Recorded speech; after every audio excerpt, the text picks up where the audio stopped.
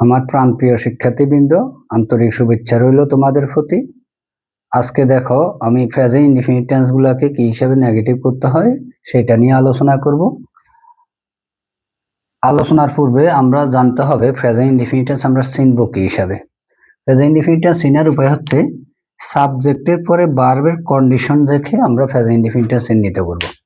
সাবজেক্টের পর যদি ভার্বের প্রেজেন্ট ফর্ম থাকে মনে করতে হবে ওই বাক্যটা প্রেজেন্ট ইনডিফিনিট টেন্স। যেমন এখানে সাবজেক্ট আই, এই আই এর পরে যে ভার্বটা আছে ভার্বটা বি1 আছে, অর্থাৎ বি1 বলতে ভার্বের প্রেজেন্ট ফর্মে আছে।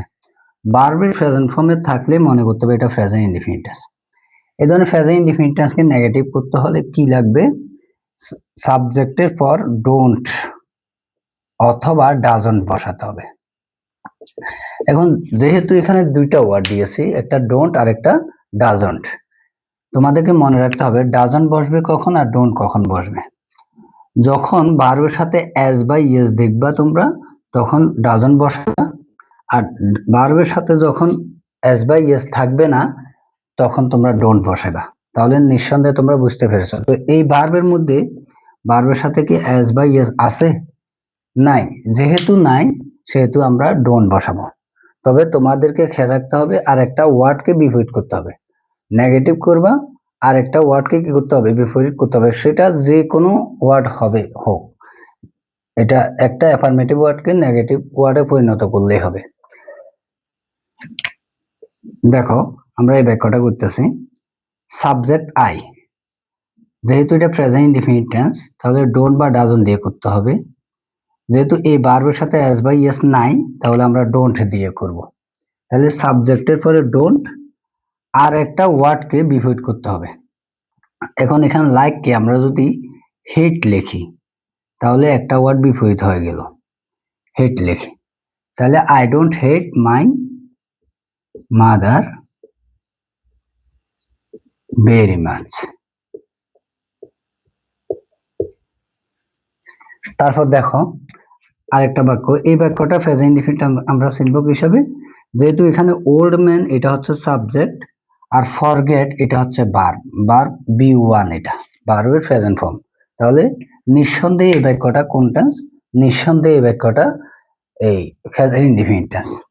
তাহলে প্রেজেন্ট ইনডিফিনিট টেন্সকে নেগেটিভ করতে হলে কিভাবে করতে হবে? আমরা বলছিলাম কি সাবজেক্টের পর যদি ভার্বের সাথে যে ভার্বটা থাকবে ওই ভার্বের সাথে অ্যাজ বাই ইয়েস যদি না থাকে ডোন্ট দিয়ে করতে হবে, যদি অ্যাজ বাই ইয়েস থাকে তাহলে ডাজন্ট দিয়ে করতে হবে। যেমন এ ওল্ড ম্যান ডোন্ট ফরগেট, আরেকটা ওয়ার্ডকে বিপরীত করতে হবে। তাহলে আরেকটা ওয়ার্ডকে আমরা এই ফরগেট না লিখে আমরা যদি এখানে রিমেম্বার লিখি, কি লিখি? Remember, remember, remember everything, everything এভাবে করলে হবে। অথবা এটাকে আমরা অন্যভাবে করতে পারি, যেমন ওল্ড ম্যান ডোন্ট না লাগাই আমরা এখানে ডোন্টটা না লাগিয়ে আমরা এভাবে করতে পারবো রিমেম্বার, রিমেম্বার, রিমেম্বার এভরিথিংকে নাথিং লিখতে পারি, আমরা নাথিং লিখতে পারি। এইভাবে আমরা করলে হবে।